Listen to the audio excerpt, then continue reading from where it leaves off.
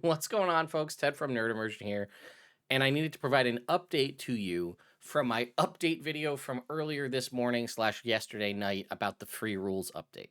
So if you went and were like, "Hey, Ted, what you showed isn't what I showed," well, there's a reason for that, and I figured we'd talk about it. So this is my video from earlier today that's out on YouTube right now, and you can see it shows the contents from the free rules of the Dungeon Master's Guide. It had the basics, running the game, DM's toolbox, creating adventures, creating campaigns, cosmology, treasure, the lore glossary, and other things.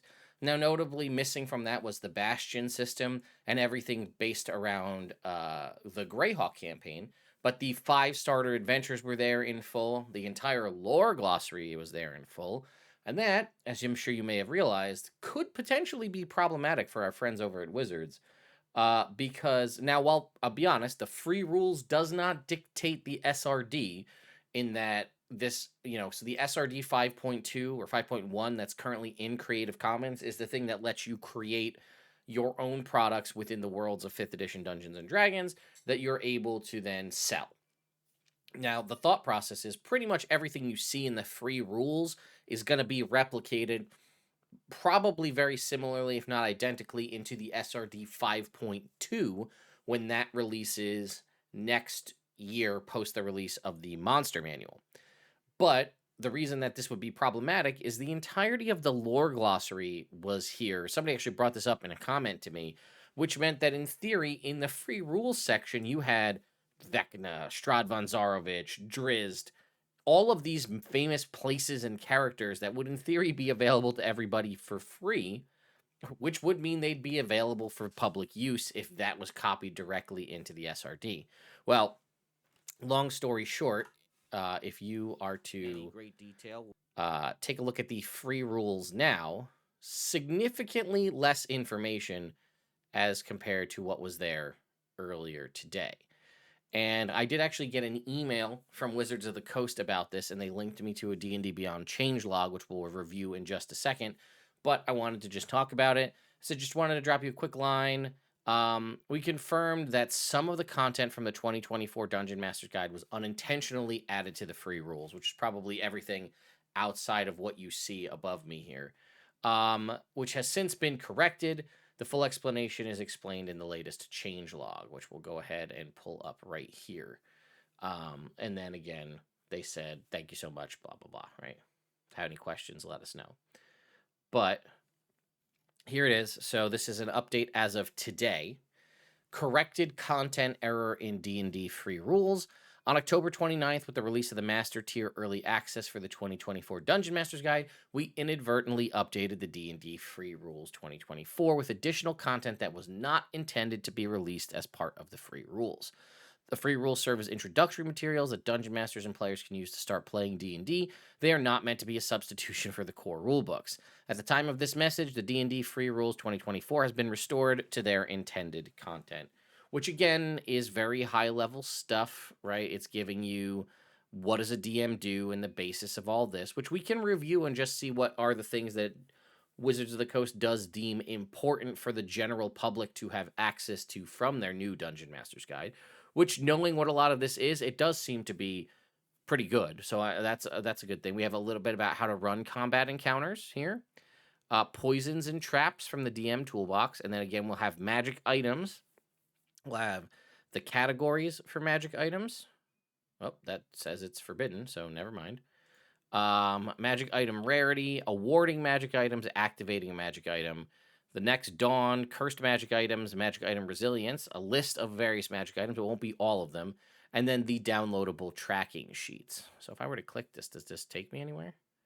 Okay, here it is. So again, just these high level categories. Oh, it does include the potion miscability table, which is interesting. Awarding magic items has the table, right, that shows you how many magic items parties should have at various tiers of play. Random magic item rarities, again, consumables, things that recharge at the next dawn, magic item resiliency. Okay, so it's actually not going to tell you the various different quantifiable like areas of magic items like implements, armaments, relics, and arcane. And then again, if you were to click on this, you will get access to a magic item list. Now, it won't be everything. For example, I can tell you right off the bat, adamantine armor is here, but if you notice, adamantine weapons are not. So it won't be everything, and it obviously is going to be the generic versions of some of the things that are, uh, you know, D&D IP. So you're going to have, like, you're not going to have the apparatus of Kowalish here. That's not going to be here. I think they used to have some other name for it. It was like crab apparatus or whatever. But you're going to have a handful of different things here all available. Now, it does look like you are going to get, for example, the energy bow. So you will get Hank's energy bow. I'm assuming you're going to get all of the cartoon characters' magic items, as those are currently available for free for everybody anyway. But yeah, out of many spells. So there's a handful of decent magic items here. So it's definitely worth checking out, especially if you're not buying the Dungeon Master's Guide. You can get a quick look at a variety of the updated magic items here for free, which out without, having to purchase anything yourself. So definitely worth checking out. But, sometimes this happens, for a little while there, there's a lot more stuff available for people to take a look at. But now, again, it has been rectified. So if you go and watch my other video where I talk about how the free rules have been updated, and you're like, how come my version of the free rules doesn't look the same as yours?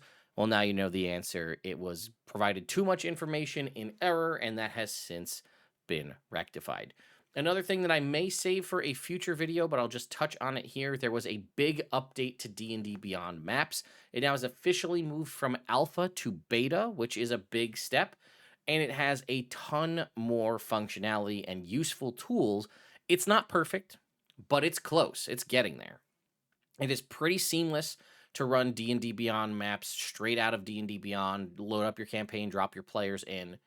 And from more recent things I've been able to test, it works exceptionally well on like tablets and mobile, which is crazy, the actual map functionality. But they now have an initiative tracker and combat like tracker and a carousel at the top to allow you to track initiative count, which is nice. Again, you can select and interact with multiple tokens at a time, which seems like a pretty basic thing, but it was not available previously. You can also store multiple prepared encounters in there as well, which is nice. So you can have them set up on your sidebar. And then again, when you put it in spectator mode, if you're going to stream it or something, or you want to see what the players see, it doesn't show any of that, but it does show the combat carousel along the top. And it says, again, this is the only thing that I wish was a little bit more, is it does give you monster and character data in your encounter. Things like all the names, the enemies, AC, HP, initiative are displayed in there. And it looks like advantage and disadvantage can be applied to a creature's initiative within the tracker, which is nice. Again, for things like surprise.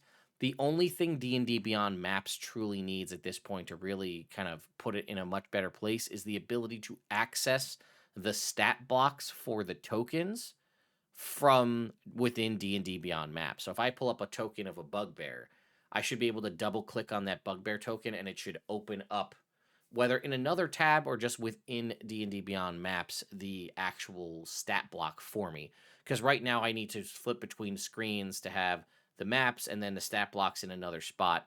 So if that had that functionality, that would be a huge quality of life, and I will absolutely be leaving that as feedback in the feedback tab that you can see over here on the side.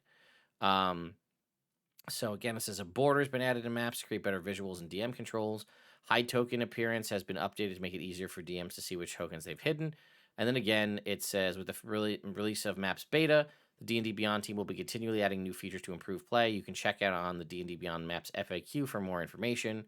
And then feel free to check out the What's New widget inside the Maps tool, which again, we'll be checking out the FAQ. Maybe we'll do a full D&D Beyond Maps kind of rundown, as I've been using it in my Wednesday night campaign to get an idea of what it's like, especially for somebody who's new and maybe only is invested in D&D Beyond and doesn't want to dive into the specifics of running something like Foundry, Roll20, Fantasy Grounds, or one of the many other virtual tabletops out there. D&D Beyond Maps is free. If you have a master tier subscription, you get access to a whole bunch of stuff. You can also upload homebrew maps, which I didn't realize was a thing until very recently.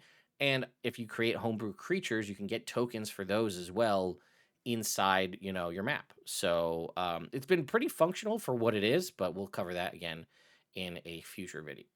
Future video, I'm sorry.